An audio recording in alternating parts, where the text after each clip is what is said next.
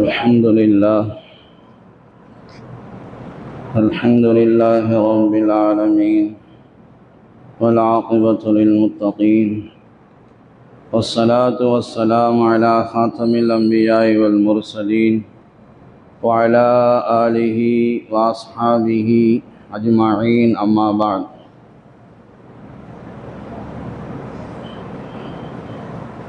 أعوذ بالله من الشيطان الرجيم. بسم الله الرحمن الرحيم.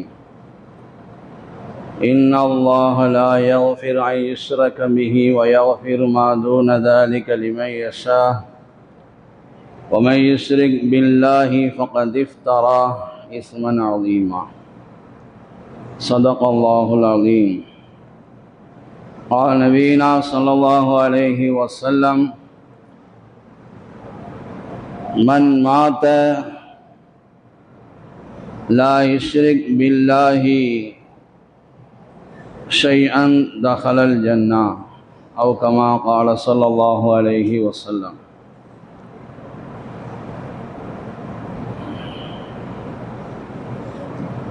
கண்ணியத்திற்குரிய அல்லாஹ்வின் நல்லடியார்களே,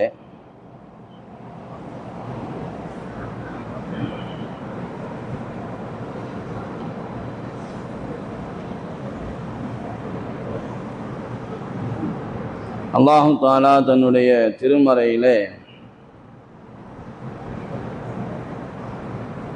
ஷிர்கை நான் மன்னிக்க மாட்டேன் என்று அல்லாஹ் சொல்லி காட்டுகிறான். ஷிர்கை தவிர, இணை வைப்பை தவிர உள்ள எல்லா பாவங்களையும் மன்னித்து விடுவேன் யாருக்கு நாடுகிறேனோ அவர்களுக்கு. யார் ஷிர்க் செய்கிறார்களோ அவர்கள் மிகப்பெரிய இட்டுக்கட்டு செய்துவிட்டார்கள், மிகப்பெரிய வலாலத்திலே வழிகேட்டிலே இருக்கிறார்கள் என்று அல்லாஹ் தன்னுடைய திருமறையிலே சொல்லுவான். பெருமானார் ஸல்லல்லாஹு அலைஹி வஸல்லம் அவர்கள் சொல்வார்கள், யார் மௌத்தாகின்ற போது அல்லாஹ்வுக்கு எந்த வஸ்துவையும் கொண்டும் இணை வைக்காமல், இணையாக்காமல் மௌத்தாகிறாரோ அவர் சொர்க்கத்தில் நுழைவார் என்று சொன்னார். லுக்மான் அலைஹிஸ்ஸலாம் தன்னுடைய மகனுக்கு ஆரம்ப உபதேசமாக, யா புனை லா துஷ்ரிக் பில்லாஹ் இன்ன ஷிர்க லظுல்முன் அதீம் என்று சொல்லுவாங்க. மகனே, அல்லாஹ்வுக்கு இணை வைக்காதே, இணை வைத்தல் மிகப்பெரிய அநியாயம் என்று சொல்வார்கள். நாம் நம்முடைய வார்த்தைகளிலும் சரி, சொல்லிலும் சரி, செயலிலும் சரி, அல்லாஹ்வுக்கு எந்த வகையிலையும் நாம் என்ன செய்துவிடக்கூடாது, ஷிர்கான வார்த்தைகளை சொல்லிவிடவும் கூடாது, ஷிர்கான எந்த செயல்களையும் செய்துவிடவும் கூடாது. அது இருக்கிறதே மிக மாபாதக செயல். இப்போது என்னவென்றால், சில வார்த்தைகளையும் சில பெயர்களையும் சொல்ல வேண்டிய கட்டாய ஒரு சூழல் ஏற்பட்டிருப்பதினால் சொல்லலாமா என்று நம்மை விட மூத்தவர்களிடம், நம்மை விட அறிஞர்களிடம் கேட்டபோது, சொல்லிக் கொள்ளுங்கள், தகவலுக்காக சொல்வது ஒன்றும் தப்பல்ல, தவறல்ல என்று சொன்னார். அந்த வகையில் இப்போது இந்த வந்தே மாதரம் என்ற ஒரு பாடலை கட்டாயமாக பாட வேண்டும் என்று சில மாநிலங்களில் நிர்பந்தத்திற்கு உள்ளாக்கப்பட்டிருக்கிறார்கள். அந்த பாடல் பங்கிம் சந்திர சட்டர்ஜி என்பவரால் வங்கள மொழி இன்னும் சமஸ்கிருதம் கலந்து எழுதப்பட்ட ஒரு பாடல். அது இப்போது தேசிய கீதம் அல்ல, அது தேசிய பாடலாக 1950 அங்கீகரிக்கப்பட்ட பாடல். இந்த பாடலை பாட வேண்டும் என்று கட்டாயமாக்குகிறார்கள். ஆனால் இந்த பாடலில் உள்ள முதல் 2 வரிதான் நேஷனல் சாங், அதாவது தேசிய பாடலாக அங்கீகரிக்கப்பட்டது 1937. இந்த பாடலில் மத ரீதியான உள்ளடக்க கருத்துக்கள் இருப்பதை பற்றி கவலைப்பட்டவர் அபுல் கலாம் ஆசாத். இந்த பாடல் படிக்க வேண்டும், ஆனால் ஒரு சில சமூகங்களை அது பாதிக்கிறது என்று கவலைப்பட்டவர் காந்திஜி. இந்த மாதிரியான பெரியவர்கள் நேரு, அபுல் கலாம் ஆசாத், சுபாஷ் சந்திர போஸ், காந்தி இவர்கள் எல்லாம் அக்டோபர் 1937 ஒரு காங்கிரஸ் கமிட்டியில உட்கார்ந்து இவர்கள் எல்லாம் அதில் முக்கியமானவர்களாக இருந்து கடைசியில் இருக்கக்கூடிய 4 வரிகள் படிக்கப்படக்கூடாது, அது எடுக்கப்பட வேண்டும்.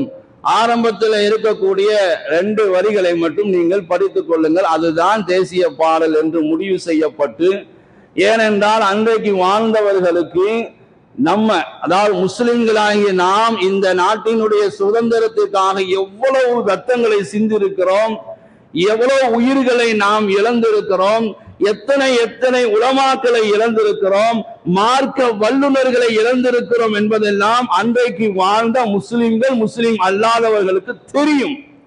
எனவே அவர்கள் மத ரீதியான எதுவுமே உள்ளே நுழைந்து விடக்கூடாது என்பதில் ரொம்ப கவனமாக இருந்தாங்க. ஆனால் 150 வருடங்கள் கழித்து இப்பொழுது நாடாளுமன்றத்தில் இதை பற்றி விவாதிக்கப்படுகிறது. எதை பற்றி விவாதிக்க வேண்டுமோ அதையெல்லாம் பற்றி விவாதிப்பதற்கு தயாரில்லை.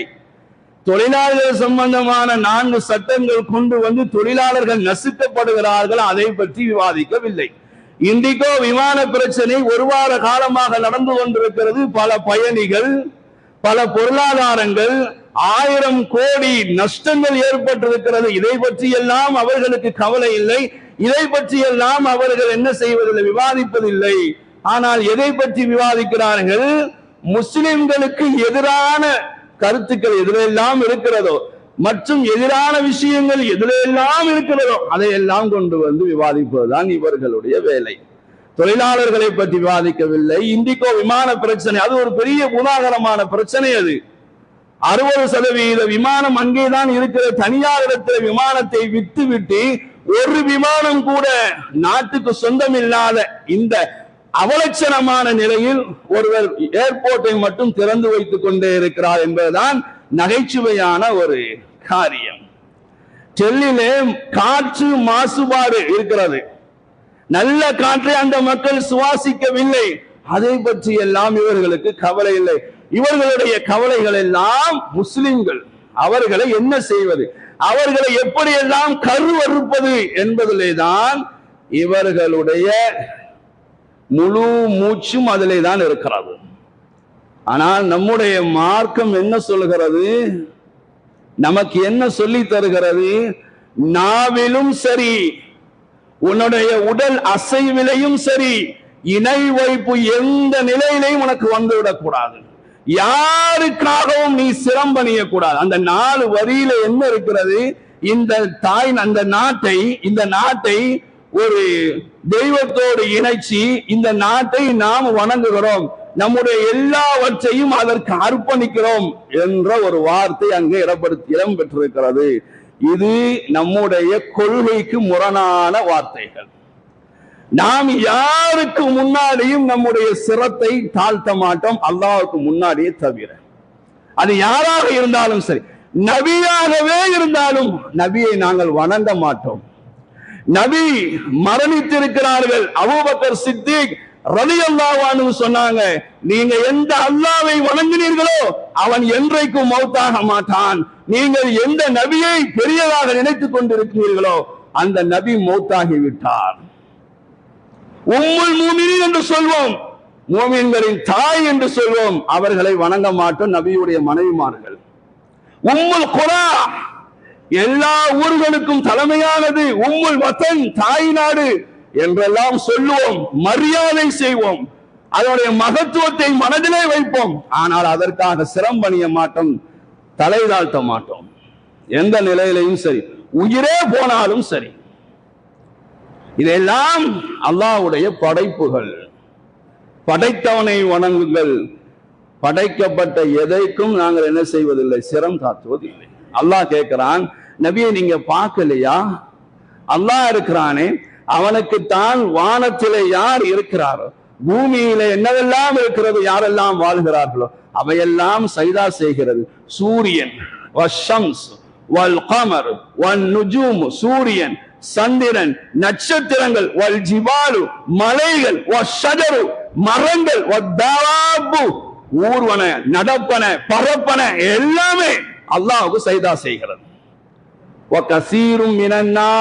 மனிதர்களில் அதிகமான பேர்களும் என்ன செய்யறாங்க? சஜதா செய்யறாங்க. சில பேர் சஜதா செய்யறது இல்ல. அந்த சில பேர் பெருமையின் காரணமாக, பகட்டின் காரணமாக, நான் அல்லாஹ்வை வணங்க வேண்டுமா, அப்படி வணங்கிதான் அவன் எனக்கு தர வேண்டுமா என்ற அகம்பாவத்தில் அலைகிற சில மனிதர்களும் இருக்கிறார்கள். அவர்கள் மீது அல்லாஹ்வுடைய அதாப் வந்து விட்டது என்று அல்லாஹ் சொல்லுவான். அப்ப அவனால் படைக்கப்பட்ட பூமியிலே, வானத்திலே வாழக்கூடிய, இருக்கக்கூடிய சூரியன், சந்திரன், மலை, மரம் எல்லாமே அல்லாஹ்வுக்கு சஜதா செய்கிறது. இதெல்லாம் படைக்கப்பட்டவைகள். ஏன் அல்லாஹ் சொல்றான்? ஏனென்றால் சூரியனை வணங்கக்கூடியவர்கள். நாங்கள் வேண்டாம் என்று சொல்லவில்லை, நீ வணங்கிக்கொள், எதையும் நிர்பந்திக்காதே. இதைதான் நீ வணங்க வேண்டும், இதைதான் நீ சாப்பிட வேண்டும், இந்த உடைதான் நீ உடுக்க வேண்டும், நீ இங்கேதான் தொழ வேண்டும் என்று யாரையும் நிர்பந்திப்பதற்கு யாருக்கும் எந்த மார்க்கமே தீனிலே நிர்பந்தம் கிடையாது என்றுதான் சொல்லுகிறது. யாரையும் யாரும் நிர்பந்திக்க கூடாது. அரசியல் அமைப்பு சட்டம் 25 சொல்லப்பட்டிருக்கிறது, மத சுதந்திரம். யார் வேண்டுமானாலும் எந்த மார்க்கத்தை வேண்டுமானாலும் பின்பற்றிக் கொள்ளலாம். நீ இதைதான் பின்பற்ற வேண்டும் என்று சொல்வதற்கு யாருக்கும் உரிமை கிடையாது. அரசியல் அமைப்பு சட்டம் 25 சொல்லப்பட்டு, அரசியல் அமைப்பு சட்டம் 19 சொல்லப்பட்டிருக்கிறது. என்ன தெரியுமா? கருத்து சுதந்திரம். இந்த பாடலை நீ பாடிதான் ஆக வேண்டும் என்று நீ சொல்லாதே. என் விருப்பம், நான் எதை வேண்டுமானாலும் பாடுவேன். இது ஷிர்கான வார்த்தைகள். அதற்கு பதிலாக ஜாரே சாரே ஜஹான் சே அஜ்ஜா என்ற ஒரு பாடல் இருக்கிறது, ஜனகன என்று பாடல் இருக்கிறது, ஜெய்ஹிந்த் என்ற ஒரு கோஷம் இருக்கிறது, இன்குலாப் ஜிந்தாபாத் என்ற ஒரு கோஷம் இருக்கிறது. இது எல்லாமே நான் முன்னால் சொல்ல அந்த வந்தே மாதரம் என்ற பாடலுக்கு சிறிதும் சலித்ததல்ல. இதுவும் சுதந்திரத்தின் ஆன்மாவாக இருந்தவைகள் தான். ஆனால் நீ இதைதான் பாட வேண்டும் என்று எங்களை நிர்பந்திக்காதே. நாங்கள் எதற்கும் சிரம்பணிய மாட்டோம், அல்லாஹ்வை தவிர. அல்லாஹ் சொன்னான், நபியே நீங்க பாருங்க, இன்னும் மனிதர்களாகிய அவர்கள் பார்க்கலையா? அல்லாஹ் படைத்த ஏதாவது ஒரு வஸ்தை பாருங்க, ஏதாவது ஒரு வஸ்தை பாருங்கள். ஏதாவது ஒரு வஸ்தை, அல்லாஹ் படைத்த ஏதாவது ஒரு வஸ்தை அவர்கள் பார்க்கலையா? அதனுடைய நிழல், எதனுடைய நிழல்? உலகத்தில் இருக்கக்கூடிய எல்லாவற்றினுடைய நிழலும், நிழல் அது வலது பக்கமும் இடது பக்கமும் அல்லாஹ்வுக்கு சஜதா செய்தவையாக சாய்வதை நிழல் கூட நமக்கு பின்னால் வரக்கூடிய, நமக்கு முன்னால், நமக்கு வலது இடத்திலே வரக்கூடிய அந்த நிழல் கூட அல்லாஹ்வை தான் சஜதா செய்கிறது. அல்லாஹ்வை தான் சஜதா செய்கிறது. நான் சொல்றேன், அல்லாஹ் குர்ஆனிலே சொல்லி காட்டுகிறான், ஃபஸ்ஜுது லில்லாஹி வஅபுது, அல்லாஹ்வுக்கே சஜதா செய்யுங்கள், அல்லாஹ்வையே வணங்குங்கள். இந்த ஆயத்து ஓதப்பட்டிருக்கு. கேட்கிறவங்க எல்லாரும் சஜிதா செஞ்சுட்டு போங்க. இது சஜிதாவுடைய ஆயத். சஜிதாவுடைய ஆயத் ஓதப்பட்டால், கேட்கப்பட்டா சஜிதா செய்யணும். இது சஜிதாவுடைய ஆயத். சொல்லிட்டேன், என் கடமை நீக்கிட்டேன். உங்களுடைய கடமை முடிஞ்ச பிறகு ஒரு சஜிதா செஞ்சுட்டு போங்க. ஒமின் ஆயாத்திஹி, அல்லாஹ் சொன்னான், அல்லாஹ்வுடைய அத்தாட்சிகளில் உள்ளது இரவு, பகல், சூரியன், சந்திரன், இது எல்லாம் அல்லாஹ்வுடைய அத்தாட்சி, அவனுடைய படைப்பு. லா தஸ்ஜுது லிஷம்சி வலா லில்கமரி, சூரியனுக்கோ சந்திரனுக்கோ நீ என்ன செய்யாத? சஜதா செய்யாத, சிரம் பணியாத. சூரியனை வணங்குபவனும், சந்திரனை வணங்குபவனும், நெருப்பை வணங்குபவனும், தன்னையே வணங்குபவனும், தாயை வணங்குபவனும் எல்லாரும் இருக்கிறார். மிருகங்களை வணங்குபவனும் இருக்கிறார். மிருகத்தை, இது எதற்கும் தடை இல்லை, நீ வணங்கிக்கொள். ஆனால் இதைதான் வணங்க வேண்டும் என்று நீ நிர்பந்திக்காதே. அல்லது முஸ்லிம்களை நீ இதைதான் வணங்க வேண்டும், நீ இதைதான் சொல்ல வேண்டும் என்று சொல்வதற்கு உனக்கு யார் அனுமதி கொடுத்தது? உனக்கு யார் அனுமதி கொடுத்தது? அல்லாஹ் சொல்லுகிறான், இவை எல்லாமே அல்லாஹ்வுக்கு சஜதா செய்கிறது. இது எல்லாம் அல்லாஹ்வுடைய படைப்பு. லக்கும் தீனுக்கும் வலியதீன், உன் மார்க்கம் உன்னோடு, என் மார்க்கம் என்னோடு. எங்களுடைய மார்க்கம் எங்களுக்கு என்ன சொல்லுகிறது தெரியுமா? வலா தஸுப்புல்லதீன யதுஊன மின் தூனில்லாஹ் ஃபயஸுப்புல்லாஹ அதுவம் பிகைரி இல்ம், எந்த தெய்வத்தையும் திட்டாதே. அல்லாஹ் அல்லாதவற்றை அவர்கள் வணங்குகிறார்களே, அந்த தெய்வத்தை நீ திட்டாதே. அறிவே இல்லாமல் அவர்கள் அல்லாஹ்வை ஏசுவார்கள். எனவே எங்களுடைய மார்க்கம் எங்களுக்கு சொல்லி வருகிறது, எதையும் ஏசாதே, நீயும் அப்படியே இருந்து கொள். எங்களை எதற்கும் நிர்பந்திக்காதே, எதற்கும் நிர்பந்திக்காதே. எங்களுடைய அல்லாஹும் எங்களுடைய ரசூலும் இப்படித்தான் எங்களுக்கு சொல்லி தந்திருக்கிறார். அப்ப அல்லாஹ் தன்னுடைய திருமலையில சொல்லுவான், உன்னுடைய ரப்பு தீர்ப்பு செய்துதான் அல்லாஹ்வை தவிர யாரையும் வணங்கக்கூடாது. அடுத்து என்ன சொல்லுவான் தெரியுமா? தாய் தந்தையர்களுக்கு உபகாரம் செய்யுங்கள். அந்த தாயை கூட வணங்கக்கூடாது, உபகாரம் தான் செய்யணும். பெத்துட்டாலே வணங்குறதுக்கு சில ஊர்கள்ல சில இடங்கள்ல இப்படி ஒரு வழக்கம் இருக்குது. திருமணம் ஆகிட்டா தாய் தந்தையுடைய கால்களை விடுவாங்க, அனுமதி கிடையாது. இருந்தது கண்ணாரை பார்த்திருக்கிறோம், அனுமதி கிடையாது. நம்ம அல்லாஹ்வை மட்டும்தான் வணங்க. இது குர்ஆனுடைய வசனங்கள். இன்னும் ஏராளமான வசனங்கள் இருக்கிறது, நீங்கள் குர்ஆனிலே படித்துக் கொள்ளுங்கள். குறிப்பிட்ட சில ஹதீஸ்கள். என் பெருமானார் ஸல்லல்லாஹு அலைஹி வஸல்லம் வாழ்ந்தகா முஆத் இப்னு ஜபர் ரலியல்லாஹு அன்ஹு, முஆத் இப்னு ஜபர் ரலியல்லாஹு அன்ஹு ஷாம் தேசத்திலிருந்து வந்தான். வந்தவனே நபிகளாருக்கு முன்னால சைதா செய்தாங்க. யா முஆத் மா ஹாதா. பெருமானார் ஸல்லல்லாஹு அலைஹி வஸல்லம் அவங்க சிறந்தாழ்த்துவதை பார்த்து விட்டு கேட்ட கேள்வி, மா ஹாதா யா முஆத், என்ன செய்றீங்க முஆத், என்ன செய்றீங்க?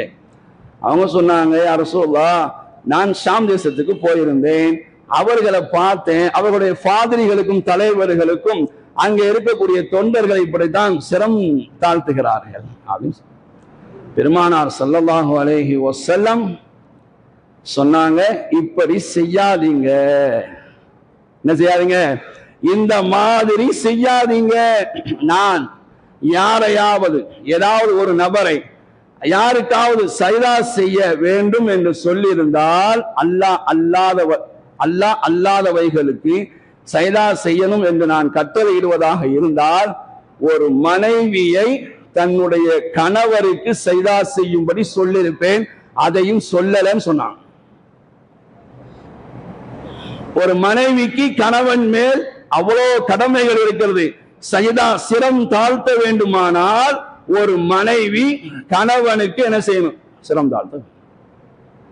அதுக்கு அனுமதி இல்லை, அதுக்கு அனுமதி இல்லை. ஆனா இங்க அந்த பாடலை படிக்க வைத்து நம்முடைய நாவால் நாம் இந்த தாய்நாட்டுக்கு சிரம் பணிகிறோம், அதனுடைய எல்லாவற்றுக்கும் சிரம் பணிகிறோம் என்று இவர்கள் சொல்ல சொன்னால் நாம் சொல்வோமா? நபிகளார் சொன்னாங்க, செய்யாதீங்க.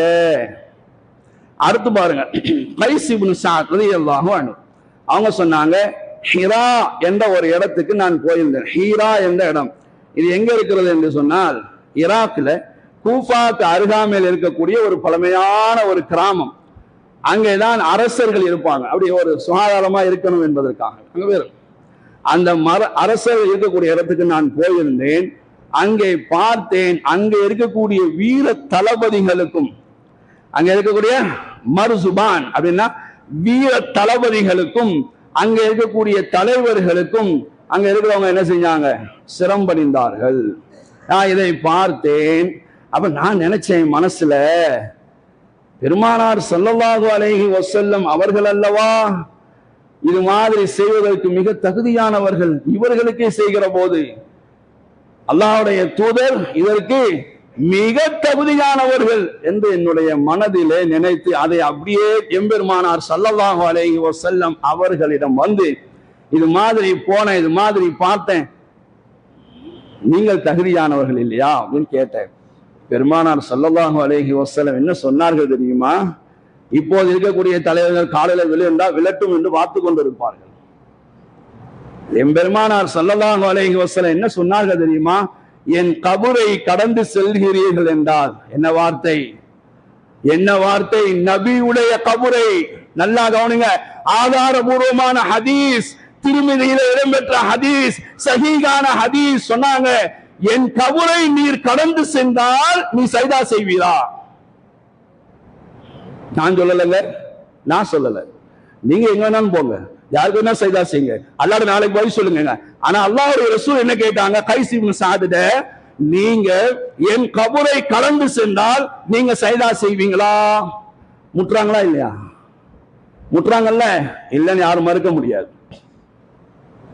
அந்த சஹாபி நபிட்டே சொன்னாங்க, செய்ய மாட்டேன். நபியை விட அதற்கு பின்னாடி வந்தவர்கள் உயர்ந்தவராயிட்டாங்களா, பெரியவங்களாயிட்டாங்களா? இதெல்லாம் சொன்னாதான் நான் பொல்லாதவன், நான் சரியான ஆள் கிடையாது. ஹதீஸ சொல்றேன், நான் சொல்லலாம், ஹதீஸ்ல அப்படி இருக்கு. நீ சைதா செய்ய மாட்டேன் அப்படின்னு சொன்னான். அப்படி பெருமானார் ஸல்லல்லாஹு அலைஹி வஸல்லம் சொன்னாங்க, யாரையாவது, இந்த இடத்துல அதே ஹதீஸ், யாரையாவது யாருக்காவது சைதா செய்ய வேண்டும் என்று கட்டளையிடுவதாக இருந்தால் ஒரு மனைவி, ஒரு பெண்ணை அவளுடைய கணவனுக்கு சைதா செய்ய சொல்லியிருப்பேன், அதுவும் செய்யக்கூடாது என்று சொன்னாங்க. மூன்றாவது ஒரு நிகழ்வு, அனஸ் இப்னு மாலிக் ரலியல்லாஹு தஆலா அன்ஹு சொன்னாங்க, அன்சாரிகளில் ஒரு குடும்பம் இருந்தது, அவர்களுக்கு ஒரு ஒட்டகம் இருந்தது. அதை கொண்டுதான் அவர்கள் என்ன செய்வார்கள், அவர்களுடைய தோப்புகளுக்கு நீர் இறைச்சி ஊத்துவார்கள். அந்த குடும்பம் பெருமானார் ஸல்லல்லாஹு அலைஹி வஸல்லம் அவர்களை தேடி வந்து சொன்னாங்க, யா ரசூலல்லாஹ், எங்களுடைய ஒட்டகம் முரண்டு கொடுக்கிறது, அதற்கு முதுகு மேல், அதாவது சவாரியும் செய்ய முடிகிறது இல்லை, அதுதான் எங்களுடைய விவசாய நிலங்களுக்கும் பேரிட்டம்பலம் தோப்புகளுக்கும் அதுதான் நீர் பாய்ச்சும் என்று சொன்னாங்க. கம்ப்ளைண்ட் பண்ணாங்க. பெருமானார் ஸல்லல்லாஹு அலைஹி வஸல்லம் தன்னுடைய சஹாபாக்கள் சொன்னாங்க, வாங்க எல்லாரும் வாங்க போயிட்டு வருவோம். வந்தாங்க. வந்து பார்த்தா அந்த ஒட்டகம் ஒரு மூலையில, அந்த தொழுவத்தின் ஒரு மூலையிலவே ஒதுங்கி நிக்குது. பெருமானார் ஸல்லல்லாஹு அலைஹி வஸல்லம் அதை நோக்கி நடந்து போனாங்க. அதை பார்த்த அந்த அன்சாரி குடும்பத்தை சார்ந்தவர் சொன்னார், யா ரசூலல்லாஹ், அது வெறி பிடித்த நாய் போல் இருக்கிறது, போயிடாதீங்க, அது உங்கள் மேல் பாய்ந்து விட்டால், உங்களை மிதித்து விட்டால் என்ன செய்வது, உங்களுக்கு அதனால் கஷ்டம் ஏற்பட்டு விடுமே, அது உங்கள் மீது பாய்ந்து விட போகிறது, அது உங்களை மிதித்து விட போகிறது என்று சொன்ன போது பெருமானார் அதனால் எனக்கு எது ஏற்பட்டாலும் பரவாயில்லைன்னு சொன்னான். லைஸ அலைய மின்ஹு பக்ஸுன், எனக்கு அதனால எந்த பிரச்சனையும் இல்லை. முன்னாடி போனான். ஆனால் அந்த ஒட்டகம் பெருமானார் ஸல்லல்லாஹு அலைஹி வஸல்லம் அவர்கள் முன்னோக்கி வருவதை பார்த்ததும் அது அப்படியே நபிகளாருக்கு முன்னால் சிரம் பணிந்தது. மிருகங்களும் வணங்கும் அல்லாஹுவை, அல்லாஹ் சொன்னால் நபிக்கும் சிரம் பணியும். நபியை பார்த்ததும் அது அப்படியே என்ன செய்து அப்படியே உட்கார்ந்துருச்சு. பெருமானார் ஸல்லல்லாஹு அலைஹி வஸல்லம் கிட்ட போய் அதனுடைய நெற்றி முடியை பிடித்து, என்ன ஓதினார்கள் தெரியல, நெற்றி முடியை பிடித்து விட்டார்கள்.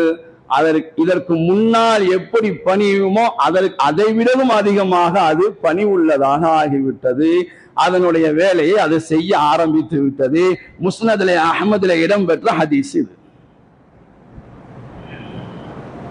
அது தன்னுடைய வேலையை பார்க்க ஆரம்பிச்சு. இதை பார்த்ததும் சஹாபாக்கள் கேட்டாங்க, யா நபி அல்லாஹ், அல்லாஹ்வுடைய நபி அவர்களே, ஹாதிஹி பஹீமத்துல்லா தாக்குல், இது ஒரு மிருகம், இதுக்கு அறிவு கிடையாது. ஆனா அந்த அறிவில்லாத அந்த மிருகமே, 5 அறிவு ஜீவராசியே உங்களுக்கு முன்னால் சிரம் தாத்துகிற போது நாங்கள் அறிவார்ந்தவர்கள் உங்களுக்கு சிரம் பணிய கூடாதா என்று கேட்ட போது அதே ஹதீஸை தான் இங்கேயும் சொன்னார்கள். எந்த ஒரு மனிதனுக்கும் சிரம் தாழ்த்துவது கூடாது. சிரம் தாழ்த்துவது என்பது கிடையாது. அப்படி செய்வதாக இருந்தால் ஒரு மனைவியை தன் கணவனுக்கு சைதா செய்ய சொல்லியிருப்பேன். இது ஹதீஸுடைய தொடர்ல ஒண்ணு வருது, அது சொல்லவா? பொதுவா நம்ம பேசுறது இல்லை.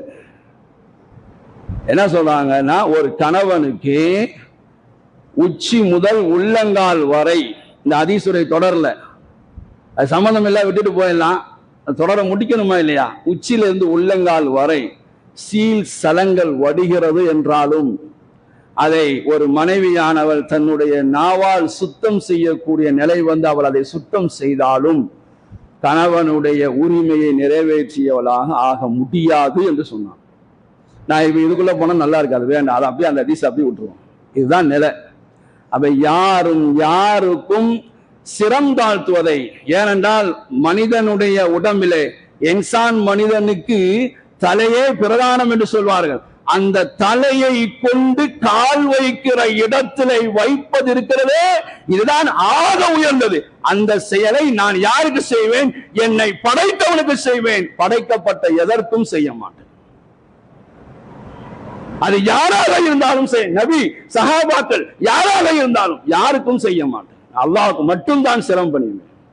ஆனால் இவர்கள் தாய் மண்ணுக்கு இவர்கள் செய்ய மாட்டார்கள், இவர்கள் ஆன்டி இந்தியன், இவர்கள் நம்முடைய நாட்டை விட்டு விரட்டப்படக்கூடிய, என்ன வேண்டுமானாலும் சொல்லு. அப்படியான ஒரு வெறுப்புணர்வை ஏற்படுத்துவதற்கு தான் 150 ஆண்டுகள் கழித்து என்னென்ன பிரச்சனை இல்லாமோ பேச வேண்டிய இடத்துல இதை பற்றி பேசிக் கொண்டு இருக்கிறார். அதுலதான் ஒண்ணு அவங்க சொல்லணும், 175 பள்ளிகள் தர்காக்கள் நம்முடைய தமிழ்நாட்டிலே மட்டும் குறிவைக்கப்பட்டிருக்கு. அதுல ஒன்றுதான் சிக்கந்தர் மலை, திருப்பரங்குன்றம்.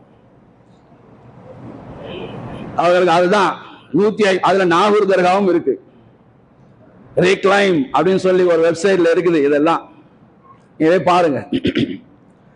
பெருமானார் அல்லாஹ்வும் சரி, அல்லாஹ்வுடைய ரசூலும் சரி, யாருக்கும் சிரம் பணியும்படி நமக்கு சொல்லல. பாருங்க, இப்னு கையிம் ரஹ்மத்துல்லாஹி அலைஹி சில முக்கிய செய்தி, முக்கியமான விஷயங்கள் இப்னு கையிம் ரஹ்மத்துல்லாஹி அலைஹி மதாரிஜுஸ் சாலிகின் என்ற கிதாப்ல எழுதி வைத்திருக்கிறார்கள். ஷிர்க்குடைய வகைகளில் ஒன்றுதான் முரீதுகள் இருக்காங்களா இல்லையா? முரீதுகள் அவங்க எல்லாம் ஷேக்மார்களுக்கு சைதா ஷேக்னு யாரு இருக்கு? ஷேக்னா கிழவன் அர்த்தம். ஷேக்மார்களுக்கு என்ன செய்யறது? போன உடனே சுஜூத் செய்யறது. இதை யாரு செய்யறானோ, யாருக்கு செய்யப்படுகிறதோ, ரெண்டுமே ஷிர்கான காரியம், ரெண்டுமே ஷிர்க்குரிய காரியம். ஆனா சொல்வார்கள் என்ன தெரியுமா? ரொம்ப பெரிய ஆச்சரியமான இமாம் இப்னு கையிம், நான் சொல்லலைங்க, இப்னு கையிம் ரஹ்மத்துல்லாஹி அலைஹி சொல்றாங்க, ஆச்சரியமான விஷயம் என்று சொன்னால், நாங்கள் அவர்களுக்கு கண்ணியம் செய்வதற்காக, ஷேக்மார்களுக்கு கண்ணியம் செய்வதற்காகவும், அவர்களுக்கு முன்னால் நாங்கள் பணியும் காட்டுவதற்காக வேண்டியும் நாங்கள் இதை செய்கிறோம். அவர்களுக்கு சொல்லுங்கள், இப்னு கையிம் ரஹ்மத்துல்லாஹி அலைஹி சொல்றாங்க, அவர்களுக்கு சொல்லுங்க, நீ என்ன பேர் வேண்டுமானாலும் வைத்துக்கொள், நீ யாருக்காக உன் தலையை தாழ்த்தினாயோ அல்லது அங்க கொண்டு போய் வச்சாயோ, சில மதரசாக்களில் முதல்வராக தலைமை ஆசிரியராக இருக்கக்கூடியவர்கள் கால்களில் அன்றை வருடம் பட்டம் வாங்கக்கூடியவர்கள் காலில் விடுவாங்க. இவன் என்ன படிச்சான்னு தெரியல, 7 வருடம் 5 வருடங்களாக குர்ஆனையும் ஹதீஸை என்ன படித்தான் என்று தெரியல, காலில் விடுறான்.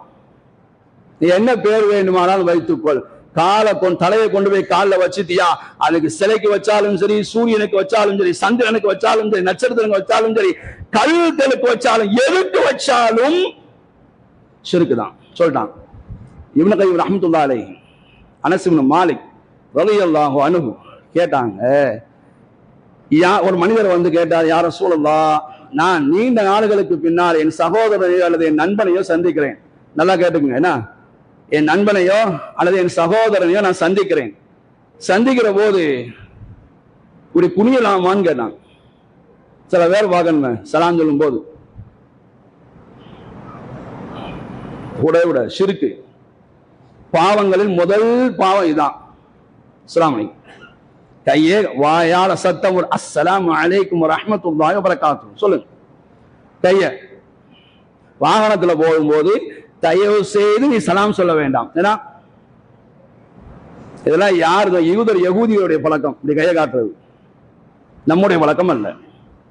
கேட்டாங்க, குனிகிறாருன்னு சொன்னா கூடுமா? ஹதீஸ், சஹீஹான ஹதீஸ், குனியலாமா அப்படின்னு கேட்டா சொன்னாங்க, குனிய கூடாது. சரி, ரொம்ப நாள் கழிச்சு சந்திக்கிற அவரை பார்த்து சந்திக்கிறனா இல்லையா, நண்பரையோ சகோதரையோ, அவர் அப்படி மானக்கா செய்யலாமா? கையில சில பேர் முத்தவனுக்கு போவாங்க, நீ செய்யலாமா? செய்யக்கூடாது, மார்க்கம் அனுமதி இல்லை. ஆனா செய்யறாங்களே, ரொம்ப நாள் சந்திச்சா அப்படி அந்த ஹஜ்ஜுக்கு போயிட்டு வந்தவங்க, உம்ராக்கு போயிட்டு வந்தவங்க எல்லாம் அப்படி கட்டி பிடிக்கிறாங்களே அப்படின்னா சுன்னத்து கிடையாது, செஞ்சா மக்ரூ, சுன்னத்து இல்ல. அது சுன்னத்துன்னு நினைச்சு செய்யாத. கையில முத்தம் ஷேக் அப்படி முத்தம் யார் சொன்னா? முத்தம் யார் சொன்னா? கையில முத்தம் கொடுக்கிறது. அப்ப என்ன செய்யலாம்? யார சொல்லலாம்? கைய பிடிச்சு முசாபா செய்யுங்க. முசாபான்னு ஒன்று இருக்கு இல்லையா? 2 பேர் முசாபா செய்து கையை எடுப்பதற்கு முன்னால் ரெண்டு பேருடைய பாவம் மன்னிக்கப்படுகிறது ஹதீஸ் இருக்கிறது. அங்க போய் குனிகிறது, ஒருத்தரை பார்த்தோன்னே அஸ்ஸலாமு அலைக்கும்ங்கிறது, குனிஞ்சு சலாம் சொல்றது, குனிகிறது, அதை மானக்கா செய்யறது, கையில முத்தம் கொடுக்கிறது ஹதீஸ்ல தடை செய்யப்பட்டிருக்கு. ஆனா இதெல்லாம் செய்கிறோம். இமாம் நவவி ரஹ்மத்துல்லாஹி அலைஹி அவர்கள் சில மடையர்கள் மடத்தனத்தின் காரணமாக அதிகமான பேர் தன்னுடைய ஷேக்களுக்கு முன்னால் சைதா செய்கிறார்கள். முற்றிலும் ஹராம், முற்றிலும் ஹராம், நீ எதை என்ன வேணாலும் பேர் வச்சுக்கோ அப்படின்னு. ஆனால் இன்னைக்கு இதெல்லாம் நமக்கு என்ன ஆயிடுச்சு, சாதாரணம் ஆயிடுச்சு. இதுல என்ன ஒரு வியாக்கியானம் வேற பேசுவாங்க, என்ன தெரியுமா? அல்லாஹ் தஆலா எல்லா மலக்குகளையும் ஆதம் அலைஹிஸ்ஸலாம் அவர்களுக்கு சுஜூத் செய்ய சொன்னானே, அது கண்ணியத்தின் காரணமாக அவர் கண்ணியம் அல்லாஹ் சொன்னான் செஞ்சாங்க அப்படின்னு சொல்லுவாங்க. இமாம் இப்னு கசீர் ரஹ்மத்துல்லாஹி அலைஹி அவர்கள் சொல்கிறார்கள், அவர்களுடைய ஷரியத்திலே இப்படி ஒன்று இருந்தது. ஒரு பெரியவர்கள் இன்னொருவருக்கு சலாம் சொன்னால் என்ன செய்வாங்களாம், சிரம் பணிவார்களாம். அது எங்கிருந்து எங்க வரைக்கும் இருந்தது? ஆதம் அலைஹிஸ்ஸலாம் அவர்கள் முதல் ஈசா அலைஹிஸ்ஸலாம் அவர்கள் காலம் வரை இருந்தது.